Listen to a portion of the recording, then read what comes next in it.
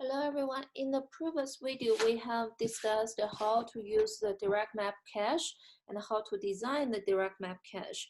So this figure is a really typical example for a direct map cache design, but it is a little bit complex because you have 1,024 blocks, 1,024 blocks in the cache. So we can use a little bit easier example. So suppose we have only, for example, 8 different blocks in the cache. So my cache size, so if this is the cache, and then you have a huge RAM memory. So the RAM is of course huge. So the cache suppose has only 8 different blocks, 8 different blocks. So 8 blocks. And then how can we determine how big is the tag, how big is the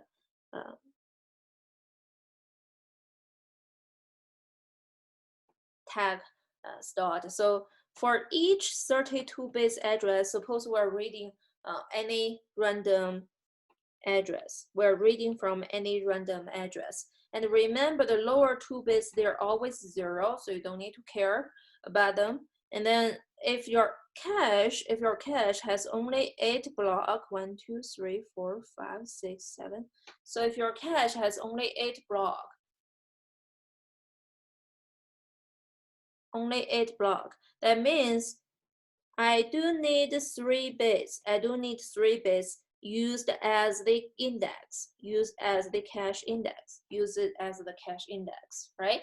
So because if I have 8 different blocks, then the address who end with 00000 will have the same, all the address that end with the 00000 will have the same mapping to this location, and all the address which end with the so if I can use different colors, see, I can use the blue. So all the address with end with 000, they won't be mapped to this address.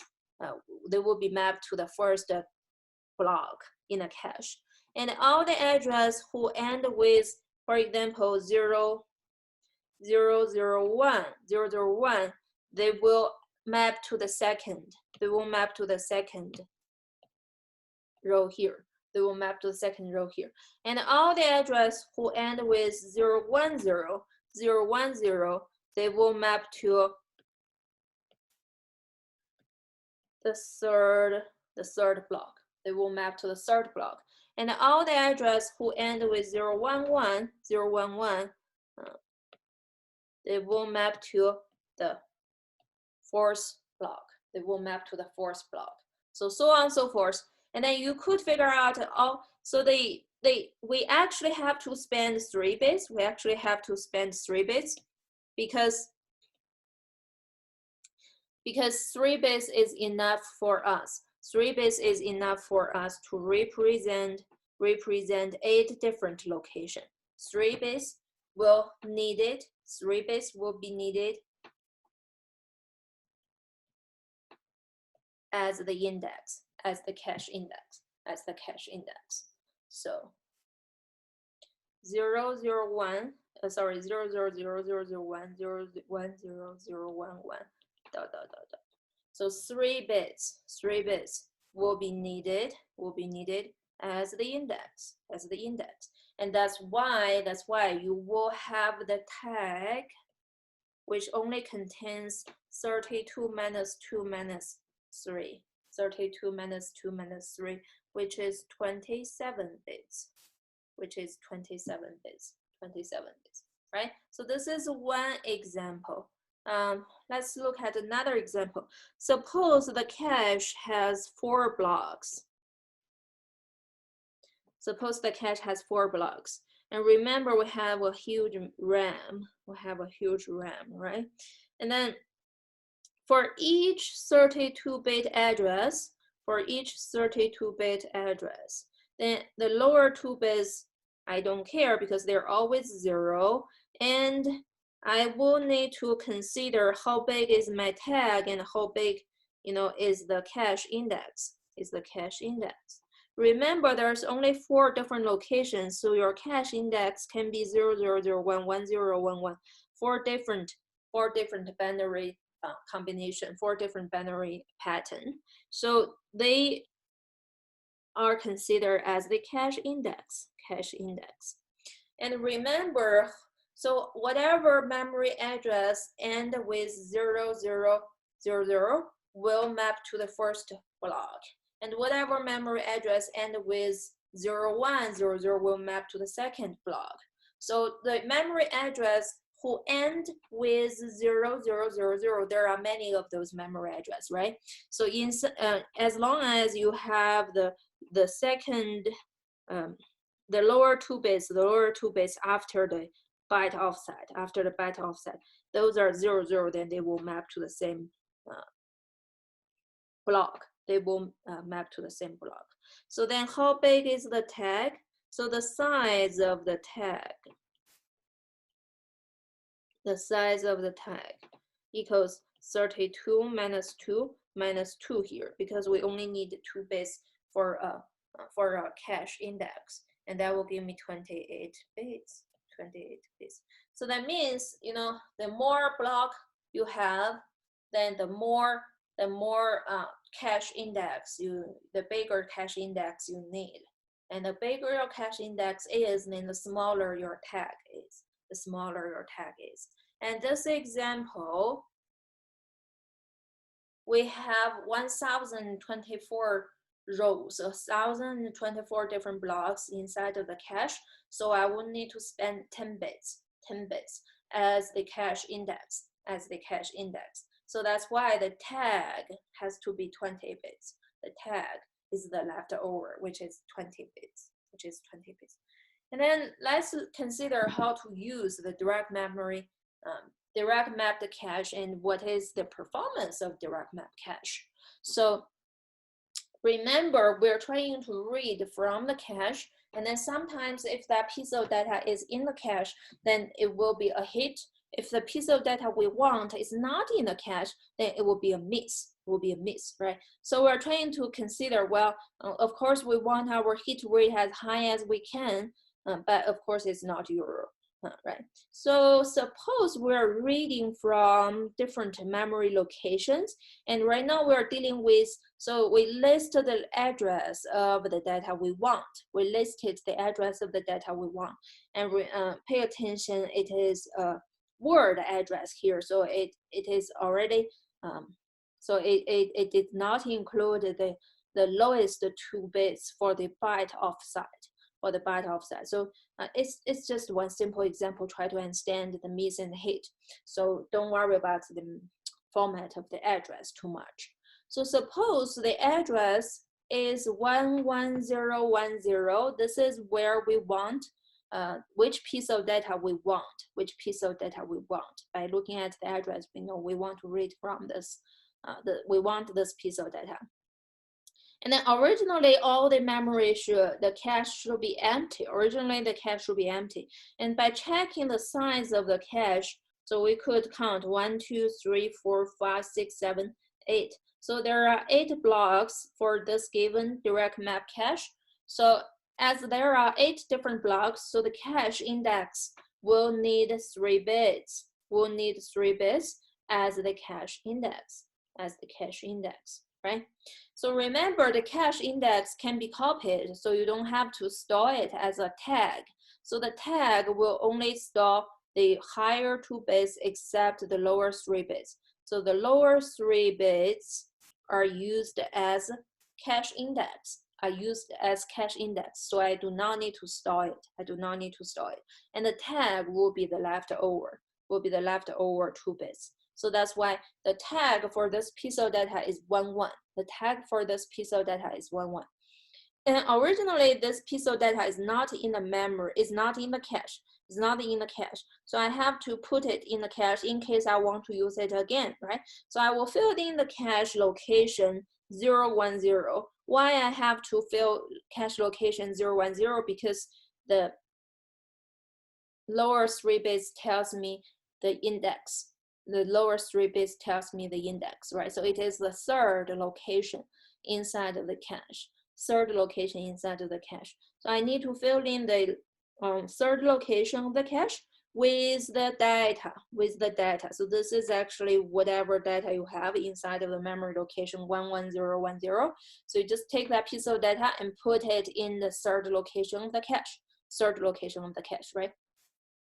So by the way, of course, if you think about this formula, we are actually doing a modulus calculation to determine the cache index, right? Remember the first example I gave you. So the number 0 address, number 4 address, number 8, number 12 address, they all generate the same cache index because you are doing modulus of 4. So you are doing modulus of 4, and the 4 here is the cache size, the block number, how many blocks you have. And you do the modulus of 4 to number 1, number 5, number 9, number 13, and you will always get 1. Because we're doing a modulus calculation, so then you could get the cache index of different memory location. You could get cache index of the different memory locations. You simply just do modulus. Of the block number, right? So they at the first time when we try to use this piece of data, then I have a miss because it was originally not in the cache. Right? So this is the index, cache block index. And then the second piece of data we want, suppose, so this is for reading one single piece of data. Suppose we would like to read the data from address 22, which is 10110, and also we want to read the data from address 26, which is 11010. So then what will happen? So first of all, the 10110, so the number 26, the address 26.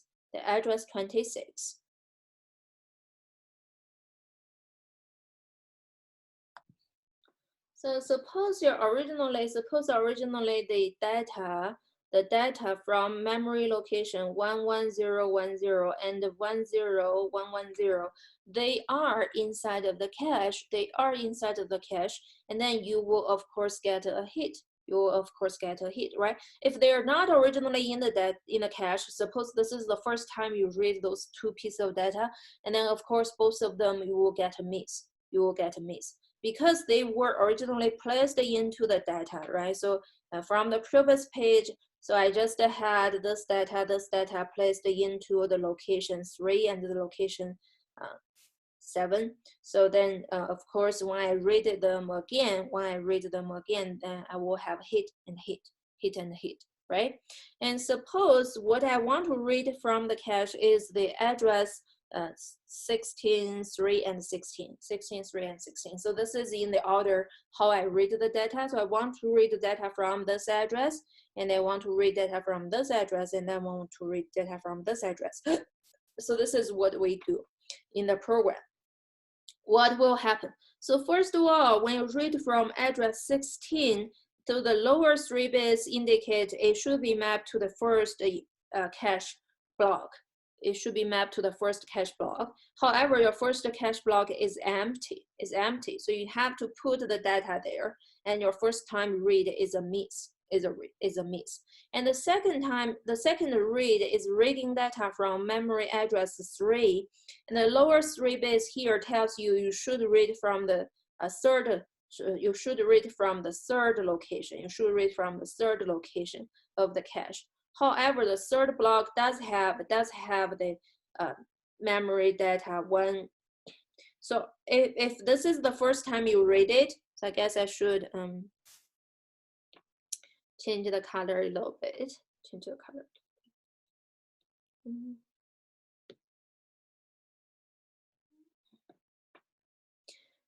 So if the data is originally inside of the cache, then you should have a hit. And I think yes, it is from the previous page. It is actually in the, so I should have a hit. hit here. So if it was not in the cache, then of course, if you will have a miss. If it is in the cache, then of course you will have a hit, right? So suppose it is in the cache, then you will have a hit. And the third data I want to read is the same data I read just now. So it is from memory address 16. So I want to read from memory address 16 and then memory address 3 and then memory address 16 again. So then of course, then I got, whoops.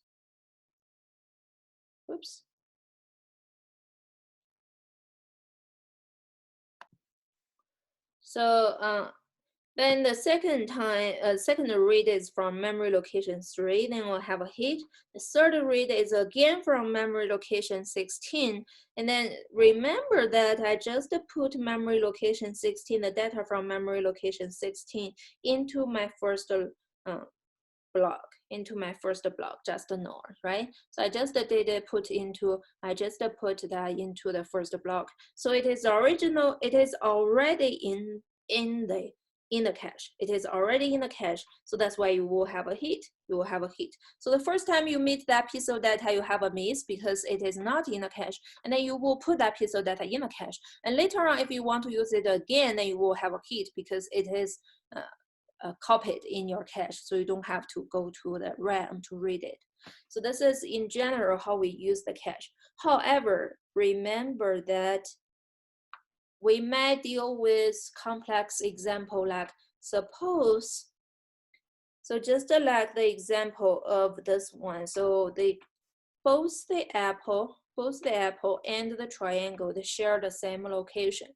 And if you first read the apple and then read the triangle and then read the apple and then read the triangle, you will never have a hit. So what's happened here? Suppose I want to read from memory location 11010, and then before I read from 11010, so I first read from memory location 10010, and then I read from memory location 11010. So what does that mean? Because I have 3 bits used as the cache index, and both of them share the same cache index 010. So 010 will map them to the same row. So when you read from 10010, then your memory will be updated as the content of 10010. However, after a memory is updated, then you want to read from 11010, which is different with 10010. So suppose what we have inside 10010 is an apple. And then what we have in 11010 is a triangle. So we first put the apple inside of the memory, and then you want a triangle. And so the apple doesn't satisfy you, so you will put a triangle there. You wish you will use triangle again. However, the next time you want to use it is an apple. Next thing you want to use is an apple. And then you will need to cover your triangle with your apple. And then after you put apple in it, you want the triangle again. So you will, erase your apple and put a triangle, and then you want an apple again, and then you want a triangle again. So you never have a hit. You will never have a hit. Okay, so this is the special case to indicate the bad thing about direct map cache. And how can we solve this problem? We'll talk about that next week. So we'll introduce all different types of cache next week, and we'll also talk about the lab and the quiz related to cache design. All right, we'll stop here.